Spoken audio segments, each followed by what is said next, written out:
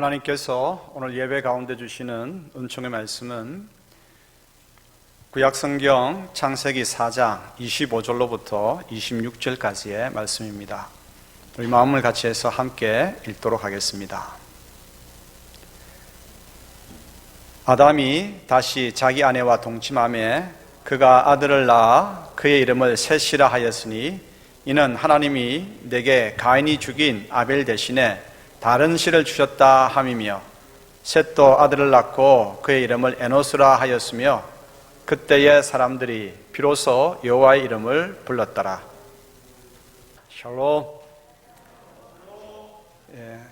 또 가정에서 예배를 드리는 우리 또 성도님들도 옆에 있는 또 식구들과 한번 샬롬을 인사해 볼까요? 샬롬. 코로나19로 인해서 삶의 모든 부분이 어려움을 겪고 있습니다. 신앙의 부분도 예외는 아니죠. 6월부터 지금까지 약 8개월 동안 정상적인 예배를 드리지 못하고 있습니다. 3개월 동안은 아예 모이지도 못했죠. 소수의 인원이 모여서 드리는 예배를 실시간 송출해서 온라인 예배로 진행하고 있지만 참여도와 집중도는 자꾸만 떨어지고 있습니다. 참여도가 처음에는 전국 교회 평균입니다. 한 80% 이상 나왔어요. 그런데 계속 진행하다 보니까 참여도가 20% 떨어져가지고 한 60%밖에 되지 않아요. 그리고 예배에 몰입하는 집중도 또한 현장에 역동성이 없다 보니까 점차 낮아지고 있습니다. 설문조사에 따르면 예배의 참여도와 집중도는 앞으로 계속 낮아질 그런 전망입니다. 이런 상황 속에서 교회가 속히 구축해야 할 과제가 있습니다. 그 첫 번째는 온라인 예배의 새로운 형식이 구축이 돼야 돼요. 단순히 기존 현장 예배를 찍어서 내보내는 것만으로는 이게 참여와 집중도에 한계가 있거든요. 그래서 온라인으로 예배드리지만 그 가운데에 이 현장의 역동성과 같은 그런 역동성이 있는 그런 틀은 무엇이 있을까? 계속해서 연구를 해야 되겠죠. 두 번째는 온라인 시대의 신앙 영성입니다. 서로 간에 보지 못하고 따로따로 떨어져 있는 가운데서 이 화면 보고 예배를 드리다 보니까 소홀히 할 수가 있는 거죠. 그래서 지금보다 더 진지하고 더 깊은 영성을 필요로 합니다. 세 번째는 비대면 시대의 성도의 교제입니다. 그래도 지금 널찍널찍 앉아서 이렇게 함께 할 수 있으니까 얼마나 좋습니까? 다는 보이지 못했지만 비대면 시대는 이제 못 만나는 거 아니겠습니까? 서로 만나지 못하는 가운데에 신앙은 공동체성이거든요. 그게 중요한데 교회 공동체성을 어떻게 지켜나갈 것인가, 어떻게 성도의 교제를 이루어갈 것인가, 그러니까 쉽지 않은 문제이거든요. 이 세 가지 과제를 빨리 연구하고 해결을 할 수 있도록 뭔가 실행 지침들을 계속해서 내놓아야 됩니다. 이런 과제들을 염두에 두면서 어떻게 끊겨진 예배를 회복할 것인지 오늘 고민해 보기를 원합니다. 제가 끊겨진 예배라고 하는 단어를 썼습니다. 이 말을 사용하는 것은 기존의 현장 예배를 드릴 수 없는 형편과 또 온라인 예배라고 하는 임시 방편을 사용하고 있지만 아직은 참으로 많이 역부족인 것을, 그런 상황을 담고 있는 말이 끊겨진 예배입니다. 성경에도 예배가 끊겨진 때가 있었을까요? 인간 역사 가운데에 예배가 끊겨진 적이 여러 차례 있었습니다. 그 첫 번째가 언제였느냐? 아담의 아들 가인과 아벨 때였습니다. 그렇다고 한다면 우리가 이 아담의 아들 가인과 아벨의 때를 자세히 살펴보면서 끊겨진 예배를 회복할 수 있는 방법이 무엇일까? 바로 그 줄에서 도움을 얻을 수가 있겠죠. 하나님께서는 아담의 아들들을 통해서 예배 회복을 위한 어떤 메시지를 우리에게 주실까? 여기에 주안점을 두면서 주님의 음성을 경청하도록 하십시다. 하나님께서 오늘 본문을 통해서 우리에게 이렇게 말씀하십니다. 너희들은 새 시대에 맞게끔 새롭게 준비하라 말씀하십니다. 아담에게 두 아들이 있었죠. 가인과 아벨입니다. 형 가인은 농사 짓는 사람이고 동생 아벨은 양치는 사람입니다. 한날 가인과 아벨은 하나님께 예배를 드리게 되었습니다. 가인은 농사 지은 곡물들을 드렸고 아벨은 양의 첫 새끼를 잡아서 제물로 드렸습니다. 그런데 성경은 정확하게 그 원인을 이야기하지 않고 있지만 하나님께서 아벨이 드린 제물과 예배는 받으셨는데 가인이 드린 제물과 예배는 받지 않으셨습니다. 그래서 형 가인이 굉장히 화가 났죠. 형체면 구기졌지 않습니까? 그래서 얼굴에 그 분노가 벌겋게 드러났습니다. 가인은 동생과 들에 단둘이 있을 때에 자신 속에 있는 분노를 이기지 못했습니다. 그래서 동생을 쳐 죽이고 말았습니다. 아담 가족에게 이 형제 간의 살인은 엄청난 큰 충격이었고 아픔이었죠. 그런데 가족 간의 충격과 아픔으로 끝난 게 아니었습니다. 형제 간 살인은 하나님께 대한 예배가 끊어지게 만들었고, 그리고 죄가 하나님과 인간 사이를 갈라놓게 만들었습니다. 죄는 예배를 끊어지게 합니다. 오늘 본문에는 여호와의 이름을 불렀다라고 하는 말이 나오죠. 이 말은 예배를 드렸다라고 하는 뜻입니다. 예배는 뭡니까? 하나님과 우리들과의 만남의 자리이죠. 그리고 우리들이 하나님을 의지하는 가운데에 하나님을 경배하는 시간입니다. 그리고 하나님께서 우리들에게 은혜와 복을 주시는 시간이죠. 이 예배를 통해서 하나님께는 영광이 돌려지고 우리에게는 하늘의 기쁨과 용기와 안식이 주어집니다. 그런데 시기와 질투로 말미암은 살인으로 인하여서 예배는 끊어지고 말았습니다. 이로 인해서 하나님께는 더 이상 영광이 돌려질 수 없었고 아담 가족에게는 기쁨과 안식이 주어지지 않았습니다. 또한 땅 또한 척박하게 되고 말았습니다. 죄는 예배를 가로막고 예배를 끊어지게 하고, 예배가 끊어질 때 하나님께서도 인간도 자연과 사회도 함께 큰 슬픔과 어려움에 빠지게 됩니다. 그러므로 죄로 인해서 예배가 끊어짐을 우리는 심각하게 여겨야 됩니다. 단순히 예배가 잠시 못 드리면 어때? 이게 아니죠. 예배가 끊어지는으로 인해서 하나님께 영광이 들으시지 못한다라고 하는 가장 중요한 요인 때문에 우리는 슬퍼해야 하고요. 그리고 자연과 사회 또한 큰 어려움에 빠진다고 하는 사실을 기억해야 됩니다. 우리가 예배에 와서 단순히 하나님 저희들 복 주십시오 이것만 이야기합니까? 그렇지 않잖아요. 사회를 위해서 기도합니다. 이 나라를 위해서 기도합니다. 이 나라 가운데에 하나님의 공의와 정의가 강수처럼 흐를 수 있도록 그렇게 하나님 앞에 요청하지 않습니까? 예배가 끊어지로 말미암아서 파생되어지는 참으로 어려움들이 많습니다. 그래서 우리는 하나님께 영광을 올려드려야 하는 제1의 우리의 업무를 감당하지 못하는 것 때문에 예배드리지 못할 때 있는 이것 때문에 가슴 아파해야 되고, 예배드리지 못함으로 온 천지가 다 어려움에 처하게 되는 이것 바라보면서 참으로 우리가 가슴을 쳐야 합니다. 그런데 지금 교회가 많이 욕을 먹고 있죠. 욕을 먹는데 너무 방송에서는 조금 심하게 편중되게 보도를 해서 많이 가슴이 아파요. 그 예배를 드리지 못하는 것에 대한 까닭을 헌금 거두지 못하니까 그렇게 했다고 하는 방송들을 이게 그냥 흘려보내요. 교회가 예배 드리는 이유가 헌금 모으기 위해서니까. 참 가슴이 아프더라고요. 그런 그냥 교회 안 다니는 사람도 저렇게 말하면 참 교회가 부담되겠다 그런 생각을 하는데 그걸 어떻게 그대로 보내는지 가슴이 아프거든요.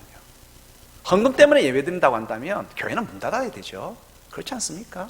하나님을 예배하는 제1의 우리의 사명을 감당하지 못하기 때문에 가슴 아파하고, 예배를 통해서 전체 이 땅을 회복시키려고 하는 우리의 사명을 감당하지 못하기 때문에 또한 그것 때문에 가슴 아파야 하고, 이것인데 아주 지엽적이고 부수적인 그걸 가지고 와서 교회를 그렇게 하니까 참 속이 상합니다.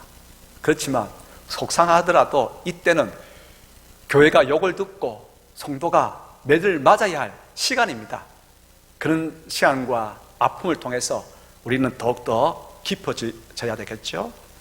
어쨌든 우리도 코로나19로 인해서 3개월간 현장 예배를 아예 드리지 못했고 8개월간 온라인 예배라고 하는 임시 방편의 형식을 취하고 있습니다. 예배가 끊어졌죠. 살인의 죄는 아니지만 예배가 끊어질 수밖에 없는 인간의 죄가 있다고 하는 것입니다. 그 죄를 살펴보아야 합니다. 어떤 죄일까? 코로나19 바이러스는 중국 우한 지역에 서식하는 박쥐에 기생하는 바이러스입니다. 그런데 그 바이러스가 어떻게 인간이 그 바이러스에 감염되었을까? 우리가 다들 알고 있는 것처럼 인간이 분리된 영역을 가지고 살아가는 박쥐의 서식지를 무분별하게 파괴하였기 때문입니다. 그래서 그 결과 박쥐는 인간의 거주 지역으로 들어올 수밖에 없었고 이로 인해 바이러스가 인간에게 침입한 것이죠. 또한 박쥐나 천상갑 같은 바이러스를 가진 짐승을 몸에 좋다고 하는 이유 때문에 잡아먹음으로 인해서 감염이 되었습니다. 이건 아직은 추정입니다. 추정이지만 바이러스를 연구하는 연구소에서 제대로 관리하지 못했다고 하는 이유가 있습니다. 무엇 때문에 연구했겠습니까? 질병 관리를 위한 선한 뜻으로 연구했겠죠. 하지만 전쟁 때 사용하기 위한 생화학전의 무기로 사용하려고 했다고 한다면 이거는 진짜 큰 죄겠죠. 인간의 죄성은 이러고도 남습니다. 대표적인 예가 뭐냐면 우리가 잘 알고 있는 탄저균이라고 하는 이 균은 이미 생화학전의 무기로 개발되고 지금도 중간중간 가끔씩 사용되고 있습니다. 한때 탄저균이 봉투에 담겨가지고 배달되는 사고 때문에 크게 소동을 벌이는 적도 있지 않습니까? 히터가 아니고 에어컨을 틀어주시죠. 어쨌거나 인간은 더 많은 땅을 얻기 위한 욕심으로 자연 생태계를 파괴하는 죄를 지었습니다. 아무 짐승이나 몸에 좋다고 하는 이유만으로 생명을 빼앗는 죄를 저질렀고요. 만약 생화학전에 그러한 재료, 무기로 사용하려 했다고 한다면 그 죄는 진짜 용서받지 못할 일일 것입니다. 이러한 죄의 배경에는 인간은 세상을 섬길 청지기로 부름받았다고 하는 우리의 사명을 잃어버린 것에서 출발합니다. 또한 인간이 세상의 최고라고 하는 교만이 깔려 있습니다. 인간이 최고이기 때문에 다른 모든 것들은 함부로 대하게 되는데 그 교만이 다른 것들에 대해서 착취와 학대를 낳게 됩니다. 나중에는 인간은 하나님보다도 더 위에 있고자 하는 욕망을 가지게 되죠. 사명을 잃어버린 죄, 교만의 죄, 그 교만이 빚은 착취와 학대의 죄, 하나님 없이도 세상을 다스리려고 하는 죄를 인류는 서슴없이 저지르고 있었습니다. 그러므로 어찌 예배가 끊어지지 않겠습니까? 이런 가운데 하나님께서는 다시 예배의 회복의 길을 열어주십니다. 세월이 지난 다음에 하나님께서는 아담에게 죽은 아벨을 대신하여 새로운 아들 셋을 허락하셨습니다. 셋은 나중에 아들을 낳았습니다. 그 아들 이름을 에노스라고 이름하였습니다. 에노스 때에 끊어졌던 하나님에 대한 예배가 다시 이어지게 되었습니다. 창세기 4장 26절 읽어볼까요? 셋도 아들을 낳고 그의 이름을 에노스라 하였으며 그때의 사람들이 비로소 여호와의 이름을 불렀더라. 아멘. 가인이 아벨을 죽였죠. 그래서 예배가 끊어졌습니다. 인간에게 주어지는 기쁨도 함께 사라졌습니다. 기쁨 대신에 혼란과 불안과 슬픔으로 인간에게 충격이 찾아왔습니다. 그런데 하나님께서는 셋을 아벨 대신으로 주셨습니다. 셋의 이름이 중요해요.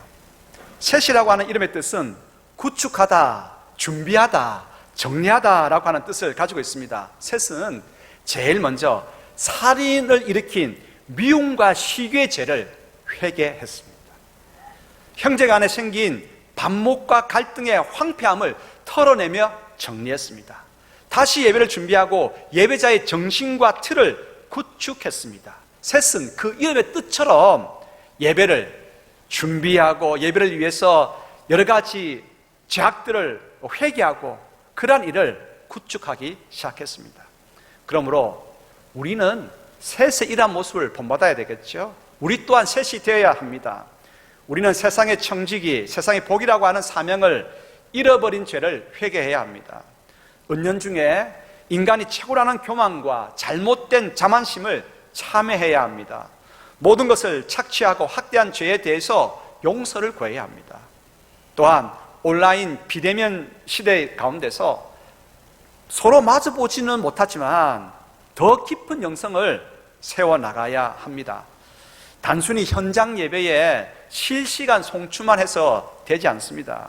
온라인 예배에 새로운 틀을 준비해야 되겠죠.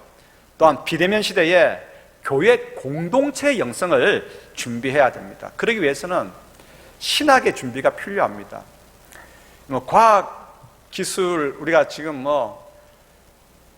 별나라까지 위성을 쏘아 올려서 갔다 오고 하는 세상이 되었는데, 그러한 인공위성을 만들어내는 데는 중요한 것은 기초 과학이 뒷받침이 되지 아니하면 기술력이 따라오지 않아요? 마찬가지입니다. 현장 가운데서 비대면 가운데서도 진짜 역동적인 예배를 드리기 위해서는 신학이 깔려야 합니다. 신학적인 자복이 잘 될 수 있도록 우리는 꾸준하게 기도해야 합니다. 교회가 여기에 시간과 에너지를 아주 가감하게 투자를 해야 합니다. 셋은 끊어진 예배를 위해서 열심히 준비했습니다. 그 결과 자기 아들 에노스 때에 다시 예배가 회복되었습니다. 이것은 마치 다윗이 성전 건축의 꿈을 가지고 설계하고 자재를 준비했지만 그 아들 솔로몬 때에 성전 건축이 이루어진 것과 마찬가지겠죠. 우리가 믿음의 후배들에게, 우리의 자녀들에게 셋이 되어줘야 합니다. 그들이 다음 시간 속에, 다음 세대 가운데서 진정으로 하나님을 예배할 수 있도록 새로운 예배 틀을 준비하는 셋이 되어야 합니다. 그럴 때 우리의 믿음의 후신들이, 우리의 자녀들이 하나님의 이름을 다시 높여 부를 수가 있겠죠. 예수님께서는 우리에게 셋이 되어 주셨습니다. 죄와 허물로 죽었던 우리들을 위해서 친히 십자가 위에서 자신을 제물로 내어 주셨습니다. 우리 죄를 사하여 주셨습니다. 믿는 자마다 하나님의 아들이 되게 하셨습니다. 죄로 인해서 하나님과 멀리 떨어질 수밖에 없었고 하나님을 예배할 수 없었던 우리들에게 예수님께서 친히 셋이 되어 주심으로 말미암아서 우리는 하나님께 가까이 나가게 되었습니다. 하나님의 이름을 높이 부를 수 있게 되었습니다. 예배할 수 있게 되었죠. 그러므로 우리도 이웃들에게, 자녀들에게, 믿음의 후진들에게 셋이 되도록 하십시다. 셋이 되는 것 쉽지 않은 일입니다. 어떻게 공동체성을 구축하고 혼자 화면 보고 예배 드리면서도 현장 예배와 같은 역동성을, 그러한 영성을 다음 세대에게 물려줄 수 있겠습니까? 쉽지 않은 일이거든요. 우리부터가 진짜 무릎 꿇고 눈물로 기도하면서 이 새로운 틀을 위해서 하나님 앞에 간구하고 연구하고 오늘 준비해야 합니다. 오늘 준비하지 않으면 내일 결코 하나님의 이름을 부르는 그런 일은 일어날 수가 없습니다. 그러므로 오늘 참으로 하나님 앞에 무릎 꿇고 눈물로서 셋이, 다음 세대의 셋이 되기 위해서 오늘을 준비하는 저희 모두가 되기를 소원합니다. 두 번째로 하나님 앞에 진정으로 예배하기 위해서 이제 첫 번째가 우리가 셋이 된다고 한다면 두 번째는 우리는 에노스가 되어야 합니다. 에노스. 먼저 생명의 한계를 인정하는 에노스가 되어야 합니다. 인간이 참으로 하나님을 예배할 수 있을 때가 언제인 줄 아십니까? 언제 하나님을 참으로 예배할 수 있겠습니까? 인간이 에노스가 될 때 가능합니다. 에노스라고 하는 이름의 뜻이 또 중요하죠.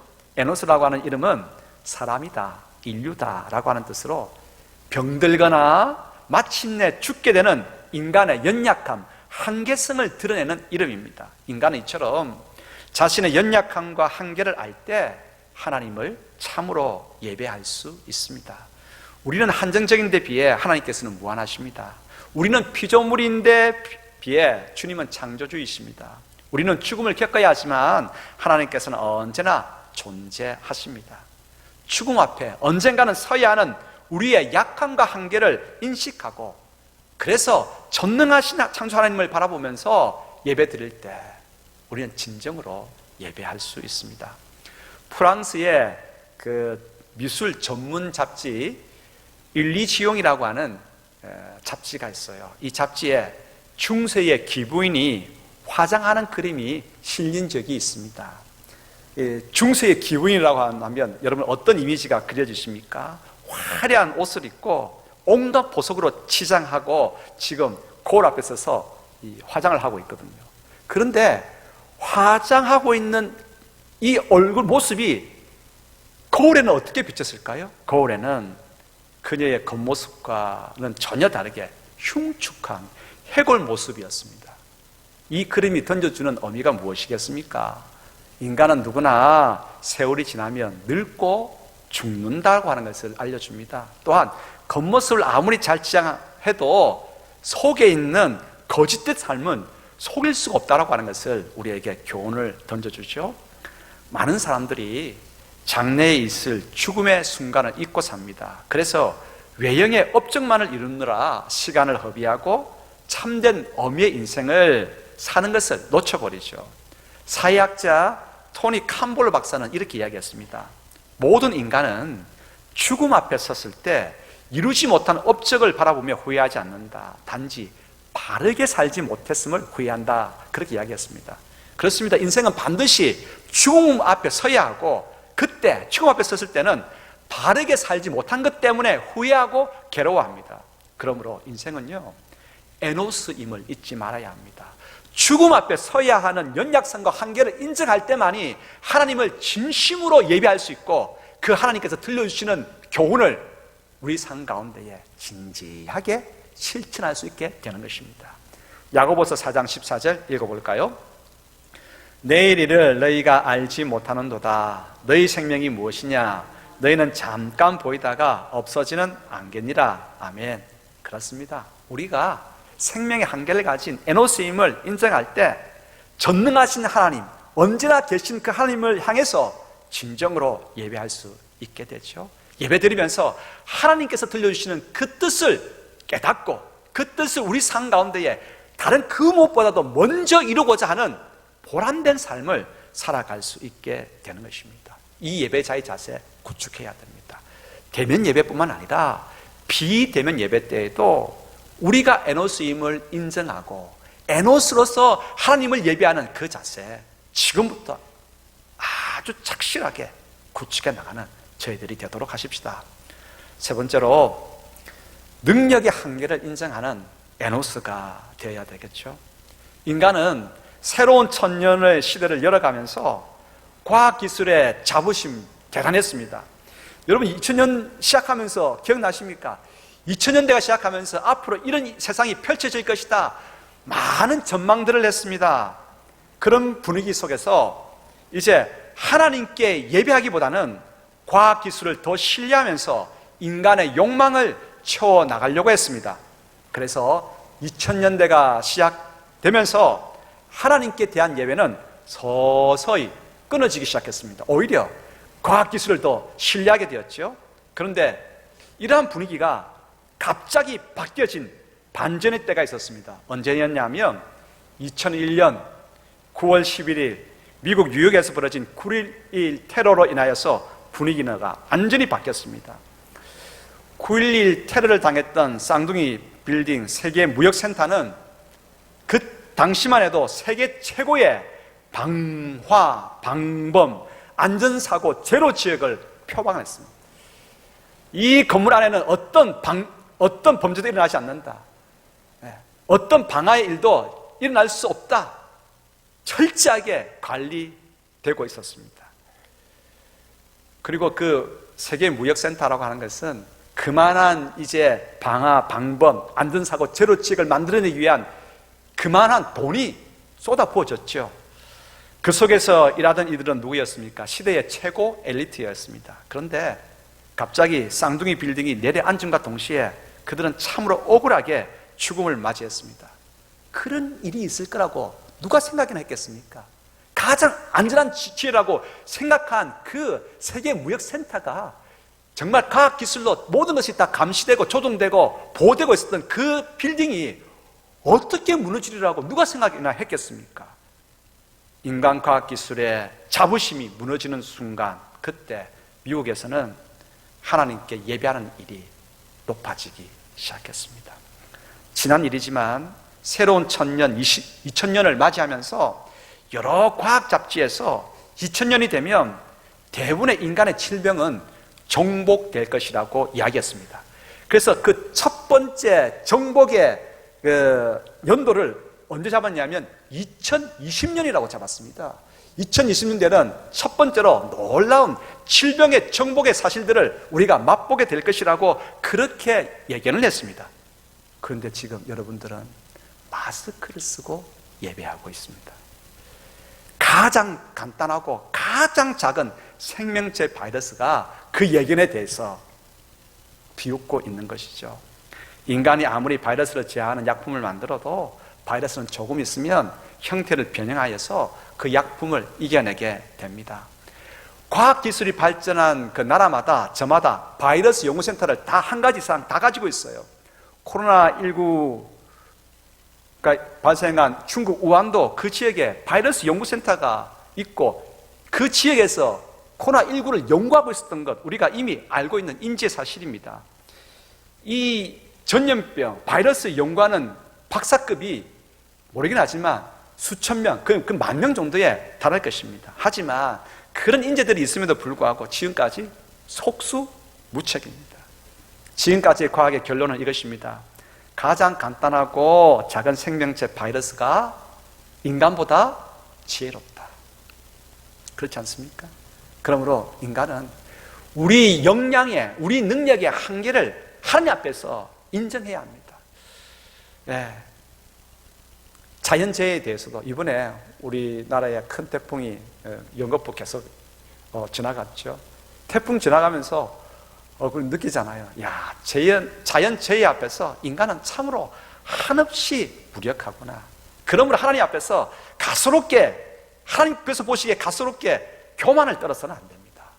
우리의 능력의 한계를 인정하면서 주님, 저희들은 에노스입니다. 한계를 가지고 죽을 수밖에 없고 하나님께서 주신 지혜 때문에 지금도 그래도 복되게 살고 있는 그런 존재입니다. 에노스임을 인정해야 합니다. 결혼에 대해서도 한번 생각해 보십시다. 내가 결혼하면 잘할 수 있을 것 같습니다. 예, 가정 살림도 잘할 수 있을 것 같고 육아도 잘할 수 있을 것 같고 부부 생활도 잘할 수 있을 것 같습니다. 그런데 우리 능력은 결코 잘할 수 없어요. 우리 능력 바뀝니다. 자녀 교육하는 거 우리 능력 바뀝니다. 우리 뜻대로 되던가요? 되지 않잖아요. 부부 생활도 마찬가지입니다. 그래서 러시아 속담에 이런 속담이 있습니다. 전쟁터에 나갈 때는 한 번 기도하고 바다에 나갈 때면 2번 기도하고 자연재해에 대해서는 우리는 참으로 무력하다고 하는 뜻이죠. 그리고 결혼할 때는 3번 기도해야 된다라고 하는 러시아 속담이 있습니다. 결혼생활 모두가 다 잘하고 싶고 내가 결혼하면 잘할 것 같지요? 절대 그렇지 않습니다. 우리는 점 하나에 살았다가 죽었다가 합니다. 내가 내 배우자, 내 님 건사하지 못합니다. 점 하나 찍으니까 님이 남이 되고 말아요. 이것이 우리 능력의 한계입니다. 그러므로 나의 능력의 한계를 깨닫고 모든 분야에서 결혼생활뿐만 아니라 사업도 직장도 모든 과학기술도 모든 분야에 대해서 하나님, 저희들은 그냥 에노스일 뿐입니다. 아담입니다.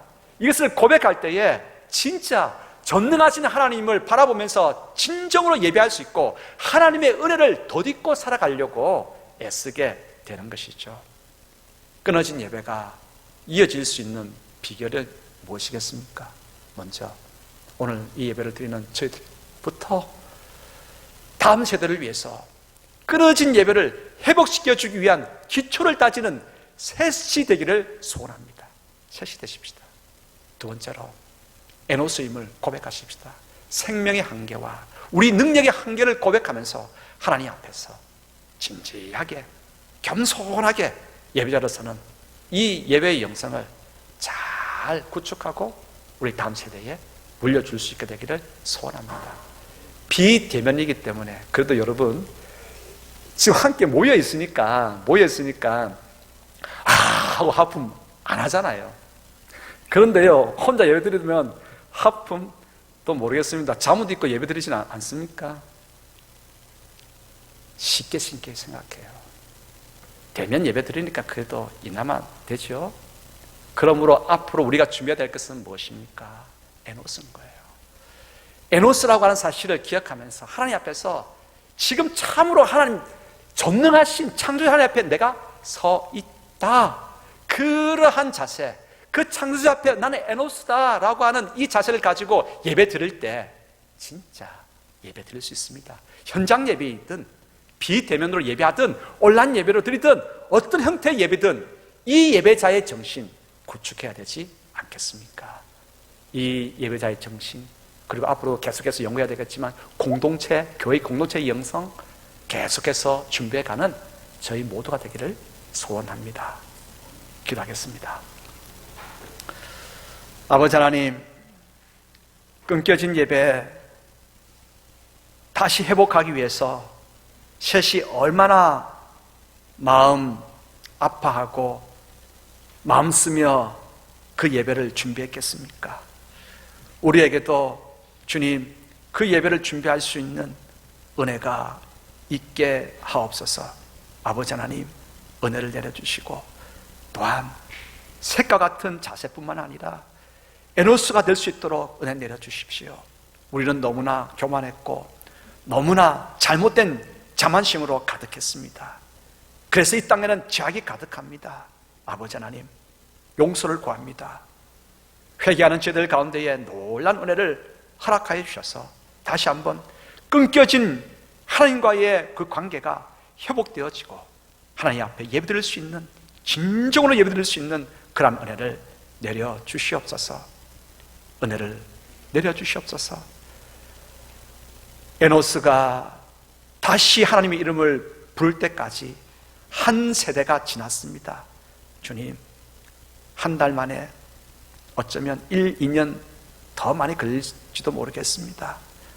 그 모든 시간 잘 감당할 수 있는 그러한 은총을 내려주시고 끝까지 버티고 주님 하나님 앞에 간절히 구하면서 다음 세대 예배를 다시 이어갈 수 있는 그 은혜를 맛보기 위해서 준비하는 저희들 될 수 있도록 크게 은총 내려 주시옵소서. 예수 그리스도 이름으로 기도드리옵나이다. 아멘.